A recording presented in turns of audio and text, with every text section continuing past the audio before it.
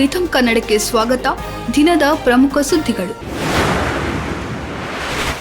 ಭಾರತವು ಈಗ 1000 ಕಿಲೋಮೀಟರ್ ಕಾರ್ಯಾಚರಣೆಯ ಉದ್ದದೊಂದಿಗೆ ವಿಶ್ವದ 3ನೇ ಅತಿದೊಡ್ಡ ಮೆಟ್ರೋ ರೈಲು ಜಾಲವನ್ನು ಹೊಂದಿದೆ. ಈ ವಿಶಾಲವಾದ ನೆಟ್ವರ್ಕ್ ಭಾರತವನ್ನು ವಿಶ್ವದ 3ನೇ ಅತಿದೊಡ್ಡ ಮೆಟ್ರೋ ವ್ಯವಸ್ಥೆಯಾಗಿ ಮಾಡಿದೆ. ಚೀನಾ ಮತ್ತು ಯುನೈಟೆಡ್ ಸ್ಟೇಟ್ಸ್ನ ನಂತರದ ಸ್ಥಾನದಲ್ಲಿ ಭಾರತ ಇದೆ. 1000 ಕಿಲೋಮೀಟರ್ ಮೆಟ್ರೋ ರೈಲು ಮಾರ್ಗಗಳು ಈಗ ಕಾರ್ಯನಿರ್ವಹಿಸುತ್ತಿವೆ. 998ಕ್ಕೂ ಅಧಿಕ ಕಿಲೋಮೀಟರ್ ವ್ಯಾಪ್ತಿಯ ಯೋಜನೆಗಳು ಭಾರತದಲ್ಲಿ ನಗರ ಚಲನಶೀಲತೆಯನ್ನು ಮರುರೂಪಿಸುತ್ತಿವೆ ಎಂದು ವರದಿಗಳು ತಿಳಿಸಿವೆ. ಭಾರತವು 2022ರಲ್ಲಿ ಮೆಟ್ರೋ ರೈಲು ಯೋಜನೆಗಳಲ್ಲಿ ಜಪಾನ್ ಅನ್ನು ಮೀರಿಸಿದೆ ಮತ್ತು ಕಾರ್ಯಾಚರಣೆಯ ಮೆಟ್ರೋ ನೆಟ್ವರ್ಕ್ ಉದ್ದದಲ್ಲಿ ಜಾಗತಿಕವಾಗಿ 3ನೇ ಸ್ಥಾನದಲ್ಲಿದೆ. ದೇಶವು ವಿಶ್ವದ 2ನೇ ಅತಿದೊಡ್ಡ ಮೆಟ್ರೋ ನೆಟ್ವರ್ಕ್ ಆಗುವ ಹಾದಿಯಲ್ಲಿದೆ. ಚಳಿಗಾಲದ ಅಧಿವೇಶನಕ್ಕೂ ಮುನ್ನ ರಾಜ್ಯಪಾಲ ಆರ್.ಎನ್. ರವಿ ವಿಧಾನಸಭೆಯಲ್ಲಿ ನಡೆಸಬೇಕಿದ್ದ ವಾರ್ಷಿಕ ಭಾಷಣವನ್ನು ಬಹಿಷ್ಕರಿಸಿ ಸದನದಿಂದ ನಿರ್ಗಮಿಸಿದ್ದು ತಮಿಳುನಾಡಿನಲ್ಲಿ ರಾಜಕೀಯ ಬಿರುಗಾಳಿ ಎಬ್ಬಿಸಿದೆ. ಸದನವು ನಿಯಮದ ಭಾಗವಾಗಿ ರಾಷ್ಟ್ರಗೀತೆಯನ್ನು ನುಡಿಸಲು ನಿರಾಕರಿಸಿದ ಕಾರಣ ರವಿ ಅವರು ವಿಧಾನಸಭೆಯಿಂದ ನಿರ್ಗಮಿಸಿದ್ದಾರೆ ಎಂದು ರಾಜ್ಯಪಾಲರ ಅಧಿಕೃತ ನಿವಾಸ ರಾಜಭವನ ಅಧಿಕೃತ ಹೇಳಿಕೆಯಲ್ಲಿ ತಿಳಿಸಿದೆ. ತಮಿಳುನಾಡಿನ ನಾಡಗೀತೆಯನ್ನ ಹಾಡಿದ ನಂತರ ರಾಷ್ಟ್ರಗೀತೆ ನುಡಿಸುವಂತೆ ರವಿ ಮಾಡಿದ ಮನವಿಯನ್ನು ಮುಖ್ಯಮಂತ್ರಿ ಎಂ.ಕೆ. ಸ್ಟಾಲಿನ್ ಮತ್ತು ವಿಧಾನಸಭೆ ಸ್ಪೀಕರ್ ಕಸೀರ್ ತಿರಸ್ಕರಿಸಿದ್ದಾರೆ ಎಂದು ರಾಜ್ಯಪಾಲರ ಕಚೇರಿ ಆರೋಪಿಸಿದೆ. ತಮಿಳುನಾಡು ವಿಧಾನಸಭೆಯಲ್ಲಿ ಇಂದು ಭಾರತ ಸಂವಿಧಾನ ಮತ್ತು ರಾಷ್ಟ್ರಗೀತೆಗೆ ಮತ್ತೊಮ್ಮೆ ಅಪಮಾನ ಮಾಡಲಾಗಿದೆ. ರಾಷ್ಟ್ರಗೀತೆಯನ್ನು ಗೌರವಿಸುವುದು ನಮ್ಮ ಸಂವಿಧಾನದಲ್ಲಿ ಪ್ರತಿಪಾದಿಸಲ್ಪಟ್ಟಿರುವ ಮೊದಲ ಮೂಲಭೂತ ಕರ್ತವ್ಯವಾಗಿದೆ. ಇದನ್ನು ಎಲ್ಲಾ ರಾಜ್ಯಗಳ ವಿಧಾನಸಭೆಗಳಲ್ಲಿ ಆರಂಭದಲ್ಲಿ ಮತ್ತು ಕೊನೆಯಲ್ಲಿ ಹಾಡಲಾಗುತ್ತದೆ ಎಂದು ರಾಜ್ಯಪಾಲರು ಸದನಕ್ಕೆ ಆಗಮಿಸಿ ಭಾಷಣವನ್ನು ಆರಂಭಿಸುವುದಕ್ಕೂ ಮುನ್ನ ಸಾಂವಿಧಾನಿಕ ಕರ್ತವ್ಯದಂತೆ ರಾಷ್ಟ್ರಗೀತೆ ನುಡಿಸಲು ಮನವಿ ಮಾಡಲಾಯಿತು. ಆದರೆ ಸಿಎಂ ಮತ್ತು ರಾಜ್ಯಪಾಲರು ನಿರಾಕರಿಸಿದರು ಎಂದು ತಮಿಳುನಾಡಿನ ರಾಜಭವನ ಎಕ್ಸ್ನಲ್ಲಿ ಪೋಸ್ಟ್ ಮಾಡಿದೆ. ಫ್ರೆಂಚ್ ಕ್ಯಾರಿಯರ್ ಸ್ಟ್ರೈಕ್ ಗ್ರೂಪ್ನ ಭಾಗವಾಗಿರುವ ಫ್ರೆಂಚ್ ನೌಕಾಪಡೆಯ ಹಡಗುಗಳಾದ ಎಫ್ಎಸ್ ಫೋರ್ವಿನ್ ಮತ್ತು ಎಫ್ಎಸ್ ಅಲ್ಸಿಸ್ ಕೇರಳದ ಕೊಚ್ಚಿಗೆ ಆಗಮಿಸಿವೆ.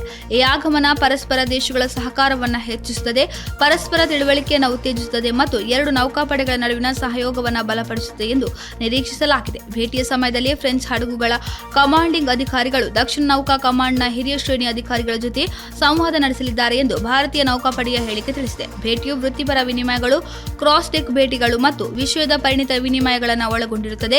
ಫ್ರೆಂಚ್ ಹಡಗುಗಳ ಭೇಟಿಯು ಸಂಬಂಧಗಳನ್ನು ಮತ್ತಷ್ಟು ಬಲಪಡಿಸುವ ಗುರಿಯನ್ನು ಹೊಂದಿದೆ ಮತ್ತು ರಚನಾತ್ಮಕ ಸಹಯೋಗ ಮತ್ತು ಪರಸ್ಪರ ಬೆಳವಣಿಗೆಗೆ ಭಾರತದ ಬದ್ಧತೆಯನ್ನು ಪುನರುಚ್ಚರಿಸುತ್ತದೆ.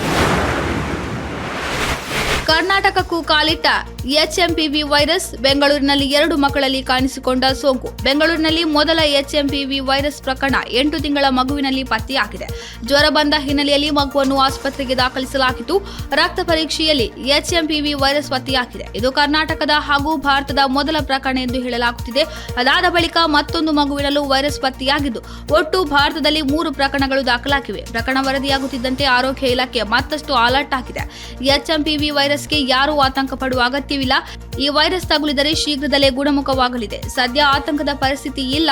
ಮಕ್ಕಳು ಹಾಗೂ ಹಿರಿಯರು ಹೆಚ್ಚು ಕಾಳಜಿ ವಹಿಸುವಂತೆ ಸೂಚಿಸಲಾಗಿದೆ.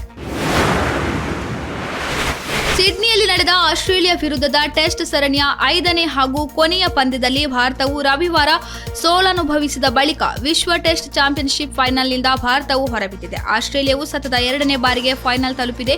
ದಕ್ಷಿಣ ಆಫ್ರಿಕಾವು ಈಗಾಗಲೇ ಫೈನಲ್ ತಲುಪಿದೆ. ಈ ಸೋಲಿನ ಬಳಿಕ ಭಾರತದ ಶೇಕಡಾವಾರು ಅಂಕವು 52.77 ರಿಂದ 50ಕ್ಕೆ ಕುಸಿದಿದ್ದು 3ನೇ ಸ್ಥಾನದಲ್ಲಿದೆ. ಅದೇ ವೇಳೆ ಆಸ್ಟ್ರೇಲಿಯಾವು ಪ್ರಸಕ್ತ ವಿಶ್ವ ಟೆಸ್ಟ್ ಚಾಂಪಿಯನ್ಶಿಪ್ ಚಕ್ರದಲ್ಲಿ ತನ್ನ 11ನೇ ಜಯವನ್ನು ದಾಖಲಿಸಿದ್ದು ಅದರ ಶೇಕಡಾವಾರು ಅಂಕವು 61.45 ರಿಂದ 63.72ಕ್ಕೆ ಏರಿದೆ. ರಾಕಿಂಗ್ ಸ್ಟಾರ್ ಯಶ್ ಅವರ ಜನ್ಮದಿನದಂದು ಟಾಕ್ಸಿಕ್ ಚಿತ್ರತಂಡವು ಚಿತ್ರದ ಗ್ಲಿಂಪ್ಸ್ ಬಿಡುಗಡೆ ಮಾಡಲಿದೆ ಎಂದು ಘೋಷಿಸಿದೆ. ಈ ಸುದ್ದಿಯಿಂದ ಅಭಿಮಾನಿಗಳ ಉತ್ಸಾಹ ಹೆಚ್ಚಿದೆ.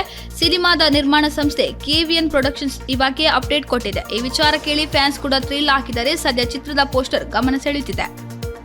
ಇದಾಗಿತ್ತು ಈ ಹೊತ್ತಿನ ಪ್ರಮುಖ ಸುದ್ದಿಗಳು. ಇನ್ನಷ್ಟು ಹೆಚ್ಚಿನ ವಿಚಾರಗಳಿಗಾಗಿ ವೀಕ್ಷಿಸಿ ರಿಥಮ್ ಕನ್ನಡ.